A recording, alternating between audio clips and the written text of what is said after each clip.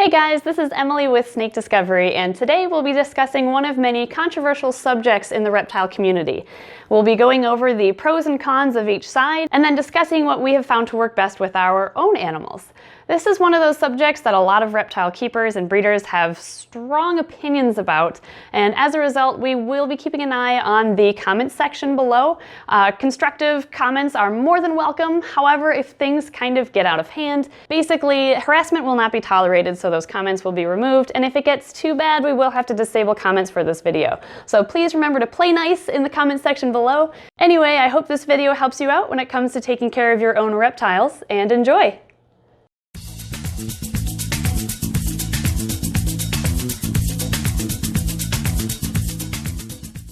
Today we'll be discussing the highly debated topic of whether to feed your snake in its enclosure or in a separate feeding bin. But before we get started, since everyone's probably wondering, this is my false water cobra, and he will be joining us during today's discussion. He really likes to cuddle, so he'll just kind of chill on my hand here. Yes, you're so sweet. I love this snake. He is awesome. Let's start with feeding your snake in its enclosure. A pro to feeding in the enclosure is that it's more natural for the snake, because in the wild, a snake isn't being moved to a container to eat, it's eating where it lives. So as a result, a snake might be less stressed out eating in its own enclosure as opposed to being moved to a feeding container. More on that later. A con to feeding in the enclosure is that people for a long time have believed that a snake will become strikey if it's fed in its enclosure because it will associate your hand going into its tank with having food and therefore maybe being food.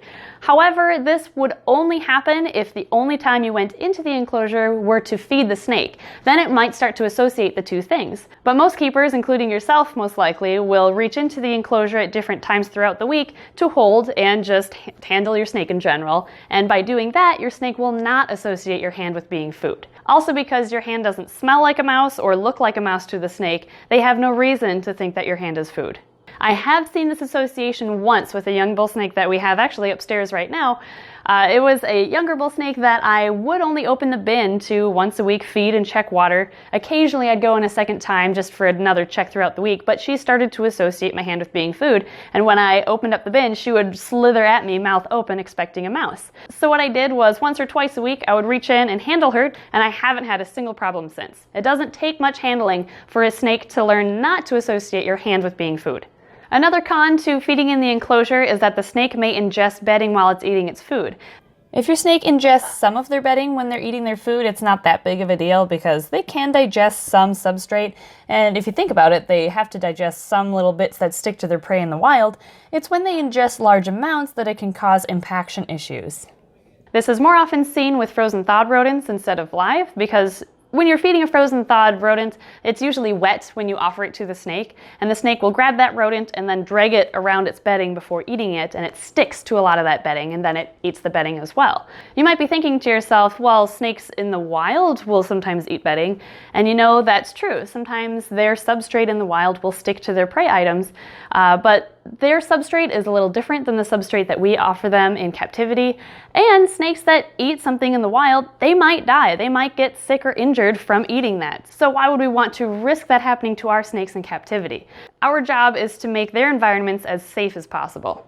Anyway, one way you can get around the fact that they might ingest some bedding is to either not use any bedding at all, which we like to use some bedding with our snakes because it offers a form of enrichment. So the other thing you can do is when you feed a snake and you're using bedding, put their mouse on a dish of some sort inside of their enclosure. That way the mouse is separated from the substrate and it's less likely to get stuck on it. However, we found that some of our snakes will take that mouse and they will pull it off of the tray and drag it all around their bedding anyway. So we've taken it one step further and we'll take their plastic hide and flip it upside down and place the mouse inside of there. This we've found reduces the chance of them dragging it in their bedding drastically.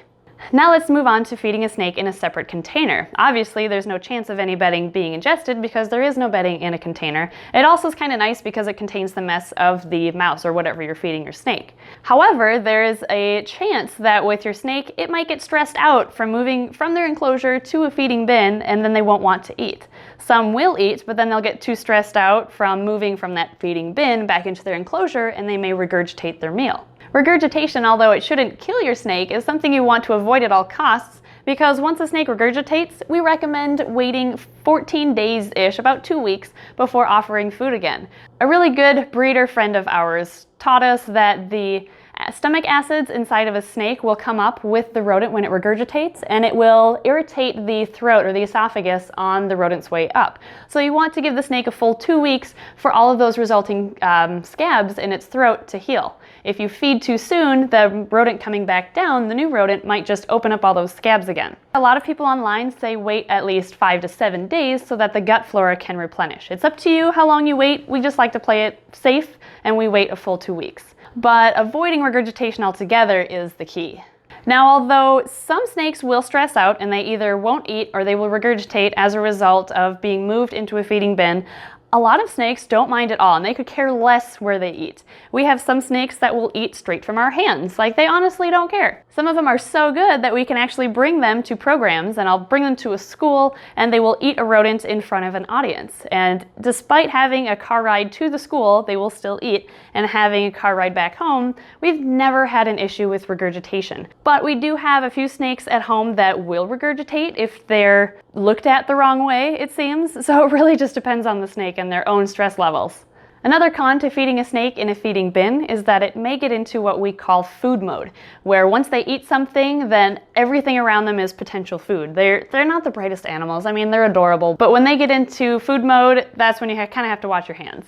To get around this, you can wash your hands so they don't smell like rodents. You can also let the snake kind of settle down after eating for about 15 minutes before moving it back into its enclosure. And when you move it, you can either use a snake hook or you can take its feeding bin and you can maneuver it in a way near the enclosure so that the snake can slither in on its own. When we first got into reptiles, we used to take them all out and put them into separate feeding containers. But once we got so many snakes, we decided that, that's way too much work. And we started feeding them in their own enclosures just because it was more convenient. And, I did find that I had a better feeding response from the snakes when I fed them in their own enclosures. But I still have about 10 snakes or so that I will feed in separate enclosures just because they don't mind, they don't regurgitate, they eat every time, and they are used to feeding in separate enclosures because they are the ones that I bring to schools with me and to other events like that, so they eat a rodent in front of an audience. So since it's what they're used to, I keep it the same when I feed them at home too. All of the breeders that we know feed their snakes in their own enclosures just because it would be way too much work to move all of their snakes, some have over 100 snakes, into a separate enclosure just to feed them. So because of the convenience factor, a lot of breeders will feed the snakes in their own enclosures.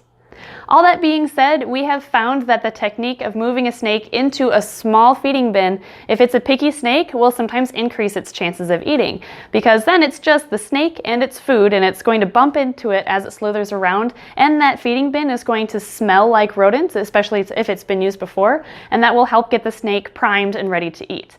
We have gotten a lot of picky hognose snakes to start eating using that technique, but again, it won't work on every snake. We've just found to work on several picky snakes.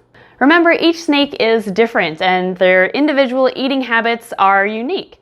We have a couple snakes upstairs who will only eat if I wiggle the mouse in the perfect way in front of their mouth, and I have other snakes who will only eat if they're in a separate enclosure covered up with a towel, just them and the mouse.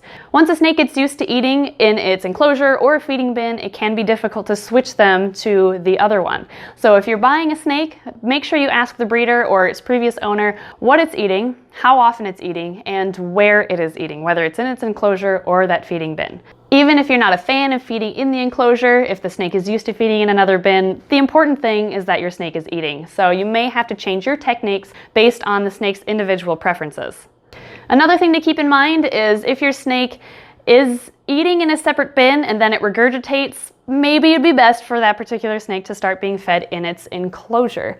However, if you have a snake that isn't eating, you may have to try a few of these different techniques in order to get it to eat. Again, the important thing is that it eats and it doesn't regurgitate. Whichever technique your snake needs in order to get that happen is what you should be using. Ed and I think that the member from ballpythons.net with the username JLC said it perfectly.